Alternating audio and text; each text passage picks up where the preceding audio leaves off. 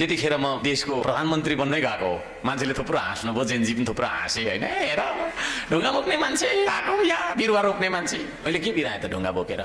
तस्करी गरेको सुन त बोकिन नि बोकेर। कुइन्टलको कुइन्टल सुन बोकेको हो र मैले है? पासपोर्टको व्यापार गरेको हो र? मानव तस्करी गरेको हो र? होइन नि है। जुन पालिकाको नगर प्रमुख थिएँ त्यहाँनिर दुःख छ त मैले दुःख गर्नको लागि सरकारी बजेट भनेर ढोक्दा ढोक्दा है हातको चक्रै खिसक्यो। के अरे नमस्ते गर्दै गर्दा भयो तिमीलाई नमस्ते पनि गर्दिनँ भनेर हिँडेको लास्टमा त।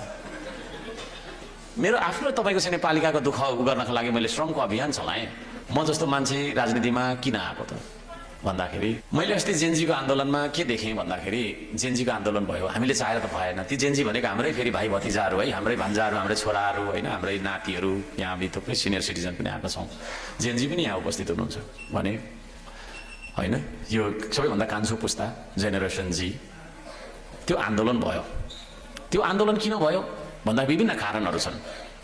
भ्रष्टाचारको विरुद्धमा भयो, के भन्ने पनि छ। त्यसमा विदेशी डिजाइनहरू पनि छ। म एकछिन आउँछु त्यसमा पनि, धैर्य गरेर सुन्नु होला। तर धेरै जसो युवा किन आउनुभयो भन्दाखेरि बोल्न पाउने अधिकारमाथि अङ्कुश लगायो सरकारले होइन।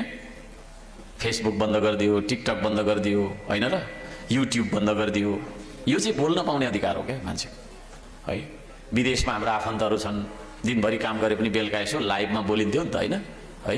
हस्बेन्ड वाइफ छोराछोरी कोसँग बोल्थे, ती सबै कुरा बन्द भइसकेपछि सबै मान्छे रुष्ट भए सरकारसँग होइन। म पनि रुष्ट थिएँ, किनभने मेरो पनि सबभन्दा ठुलो तपाईँको चाहिँ सम्पत्ति भने पनि के भने फेसबुकै हो। त्यहाँ मैले होइन हजारौँ मान्छेसँग मेरो कुराहरू साट्न पाउँछु नि त। त्यसले गर्दाखेरि अहिलेको जमाना त्यो छ। त्यो जमानामा चाहिँ होइन त्यस्तो खालको सुविधालाई चाहिँ सरकारले बन्द गरिसकेपछि एउटा कारण, अरू अन्य कारण पनि छन्, एउटा तर प्रमुख कारण त्यो हो। त्यस पछाडि अब जेनजीको आन्दोलन भयो। अब जेनजीको आन्दोलन भइसकेपछि होइन देश जलिराखेको ढलिराखेको स्थितिमा मलाई चाहिँ के अरे तपाईँको घरमा बसिराख्नु मन लागेन। म काठमाडौँ गएँ। त्यतिखेर सबै नेताहरू भूमिगत हुनुहुन्थ्यो होइन, लुकिराख्नु भएको थियो, खुलेर कोही पनि आउनु भएन। अहिले हाम्रो बालेनजी कता के प्रधानमन्त्री बन्ने भनेर कुदिनुहुन्छ होइन, उहाँ पनि लुकिराख्नु भएको थियो। कति महिना लुक्नु हो, निस्किन्छ कि भनेर जिस्काकै गरेको होइन।